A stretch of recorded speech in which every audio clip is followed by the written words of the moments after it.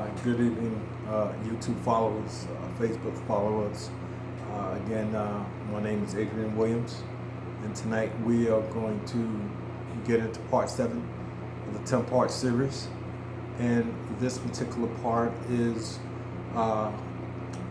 weighing your property management decisions. Is this something that you should have? Should you have a property management team? Does it cost you too much money? Do you want to be a landlord and do it yourself? We'll find out and talk about all these different things tonight. How was everybody's day? I hope everybody had a good day. My day was babysitting my 3-year-old, so she kind of ran me ragged, but it's to be expected. All things are good. I just want to thank everybody and ask you again to subscribe to my channel, YouTube. You can point the mouse on my figure and that will subscribe. You can comment, you can like, all these different things you can do. I have a book that my mentor wrote, Empire Secrets, Lifestyle Secrets. I'm giving it away. That'll be available at the end of the video. So just enjoy yourself. This is a big topic. It's a big topic because everybody talks about property management as far as what do they do, and I've come to find out that they do a lot of stuff. They do a lot of stuff that the average person you might not really be built to do. It's a myriad of stuff that these property management people do. For instance, who keeps up with your marketing? Because if you own property, you need to market your property in order to get people inside. Who takes care of emergency repairs? Daily financial decisions. Are you willing to do all these things?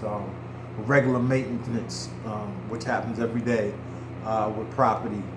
And there are piles and piles of constantly shifting rental laws. Are you able to be able to keep up with all this stuff on a consistent basis? And if you have more than one property, then you are going to be bombarded with issues upon issues upon issues. So what we're going to do is we're going to walk into this, and we're going to talk about 7 different things, 7 different aspects of what this means. Personally, after doing my own research, I would hire a property management team at the end of the day. I'm not looking for a job. I'm looking for some rental income. I'm looking for some cash flow. I don't need another job. I don't need a job, to be honest with you. And being a landlord is another job. So that's what we're going to talk about tonight. Again, everybody's different. Maybe some people, that's what you're looking for. Me, I'm good.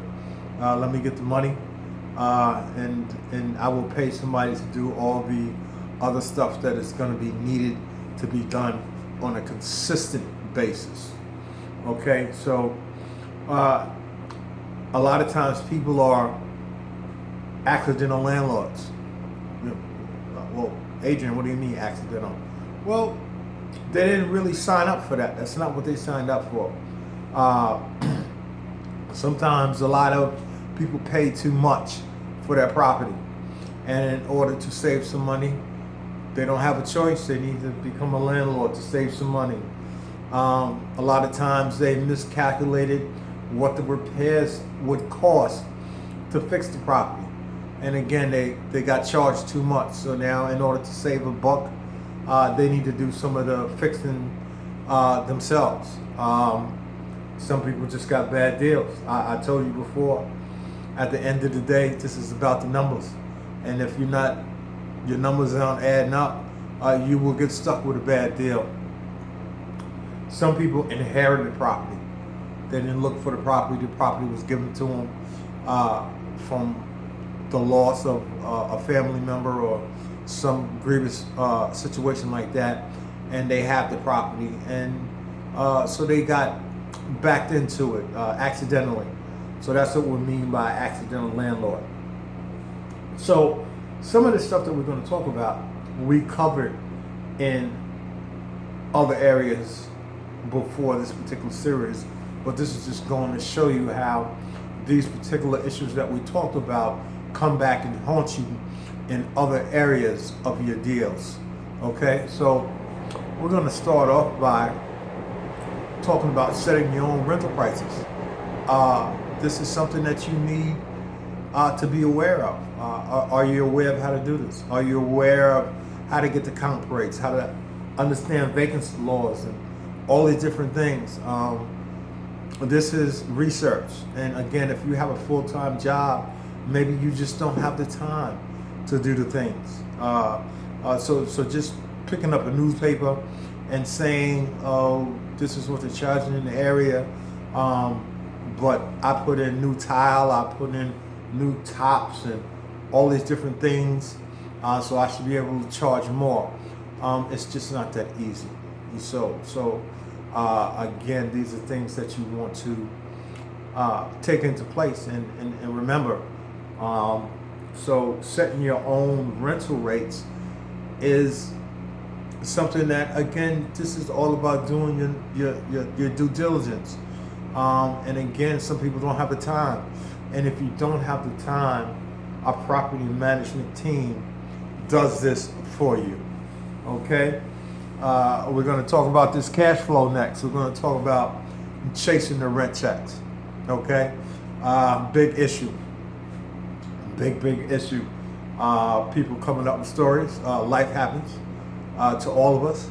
And sometimes people just can't make the rent. And unfortunately, if your rent check is late and you're the landlord, then the mortgage is late and the bank is going to charge some fees. So unfortunately, and I don't want to seem heartless or anything like that, but you have to have a system involved. You have to have a system involved to make sure that you get paid on time. You need to have a system like the bank, that on such and such a day, if the rent is not paid, it's going to be a late fee. And if the late fee is not paid after a certain amount of time, I'm going to start an eviction process. I know it seems hard, but at the end of the day, this is not about me being your friend. I can be friendly, I can be kind, I can be courteous, but this is a business deal, okay? I need to get paid on time, and my rent needs to be paid because there's a mortgage that needs to be paid. So there needs to be a system for getting the rent checks. So again, I don't have time to chase people around for their rent. So again, this is something that I hire out. Unfortunately, that's what I would do. Again, I got other things that I would like to be doing than chasing behind somebody and trying to follow up on a rent check. That's not something that I really want to do. So that's another reason why I would hire a rental property. This is big stuff here. Marketing. You're going to need to get people inside your apartment. Are you good at this? Again, do you have time to market flyers and do the brochures and all the different things that are needed for this? Again, this is my personal opinion. Again, this is personal. I'm not doing all that. I'm just not. I'm going to hire somebody to do that for me. Because with your lease agreements, 2 months prior to your occupants' lease agreements, you want to be looking over their payment history, all right? And 30 days is not enough time if these people are going to leave and they're requested to give a 30-day notice. that might not be enough time to get your property ready. Your property might need, depending upon the condition that they left it in, your property might need 2 or 3 weeks to get it ready for the next tenant. So 2 months prior to the eviction, the lease agreement, when it's up, you want to review it. You want to review his payment history, his complaints, all these different things you want to review so that you can see if you want to keep this person or get rid of them. So is that something you want to be doing? Again, at the end of the day, this is personal. This is me. I really don't have time. Some people might enjoy this stuff. Me personally, I might like to be playing golf on a Friday afternoon and not having to go over an eviction notice or go over a late payment or chase a rent check or repair somebody's toilet. That's not something I'm looking forward to. So it's very beneficial for me to have somebody to do all these little different things. Now we're talking about what type of people are we renting to? There needs to be a system for this also. So again, this is something that you don't want to rent to the wrong person, because trying to evict a person is a headache. It's going to tie up your spot, your rental spot, your vacancy. It's going to tie up money. It's going to cost you time in court. So your rental verification and all these different things needs to be ironclad. You need to have an attorney. Please do not forget to have an attorney in this process. You need an attorney in this process to make sure all your I's and all your T's are dotted. You don't want to go online and get a contract from online and think that this is going to, should something happen and you guys got to go to court, that this contract will back you up in court. You need an attorney present. When your occupant is doing a walkthrough, you need to be taking pictures. Everything needs to be documented as much as possible in case, so that you are backed up in case something should go wrong. So again, you need another system for this. And do you have time to make a system? I'm hiring out. I'm going to get a property management team to do the renting property, the influx of residents that I need for my place. They're going to handle that, and that's going to be the end of it. Repairs and maintenance. This is another big issue. So here are some questions that you might want to ask yourself. Are you comfortable getting called at any time of the night to come fix something? Is that something that you're willing to do? Is to be called at 2 or 3 o'clock in the morning to fix the toilet or the water heater broke? Please don't call me. That's something that property management team is going to take care of. Are you comfortable inside somebody's house? Meaning that it's my house, but they're renting it. Are you comfortable being inside that house with certain people? Anything can happen. That's not something I'm willing to deal with. These are all reasons why an outside entity needs to be in charge of these areas. How good is your electrical and plumbing skills? Because that's a major issue, is the electrical and the plumbing. How are your skills? I'm not a plumber, I'm not an electrician, and there are certain rules and law enforcement on these issues that need to be followed, certain codes that need to be followed. Do you have a full-time job or other commitments that are going to take away from your time to do all these different things? it's very important that you understand all this stuff, because this stuff is going to affect your bottom line. It's going to affect your ability to keep people inside your place. And that's what you need. You need people, you need residents, so that your cash flow can continue to flow. So anything that's going to stop that process, that's going to slow that process down, I'm not trying to be afforded that opportunity. I'm not going to give it that opportunity to slow my process down. I'm trying to implement systems that keep the machine running as smoothly as possible. The next thing we're going to discuss is overpaying contractors. You know, that's almost like a mechanic.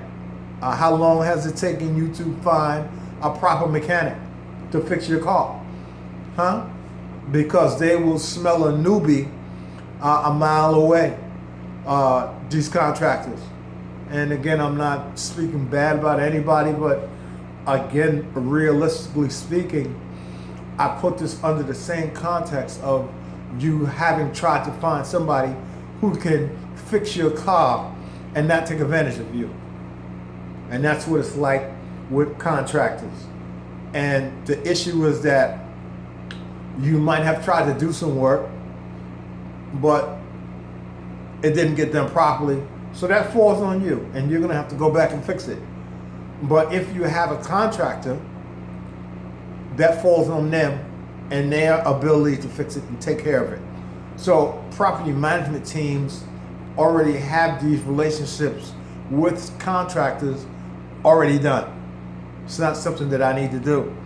It's been done for me. There's a system already in place. They have deals. They've been working with these people for years. So the contractors are already set in stone. That's not something that I want to do. Is be searching out who's going to try to overcharge me, and I don't want to go through that process. So again, this is something that I give to the contractors, to property management. And lastly, and most importantly, are the housing laws. There are so many of them, and you could be held negligent in a bunch of things. So if you're not up to par, and this is lawyer speak, that if you're not following the codes and you're not, then a complaint will be filed and you're in court and it costs money. And listen, there are too many laws out here that change all the time. They change all the time. That's what they do. The legislators change the law, they change this, they change that. And if you aren't aware, then you might be liable. So again, me personally, I think that if you don't have the time, if you're not well versed in real estate, the laws, the housing laws, evictions, this is not something that you want to be involved in. You want to hire somebody that has the wherewithal and the fortitude and the experience to deal with all these issues. All right. With that being said, they don't charge that much. I mean, when you look at it, they charge between 8 and 10% of the monthly mortgage charge, the monthly payment. So if you have a house and you're charging $1,000, look to pay between $100 and $120 a month for this service. Now, of course, depending upon what you want done, this price can go up or go down. Okay, so but normally property management companies charge between 8 and 12% of whatever the rent is. Okay, so if you think that you're coming out cheaper by being a landlord and fixing toilets and getting called and evictions and chasing rent checks and housing issues and the housing laws and all these emergency repairs. Don't fool yourself. Really don't. Don't play yourself.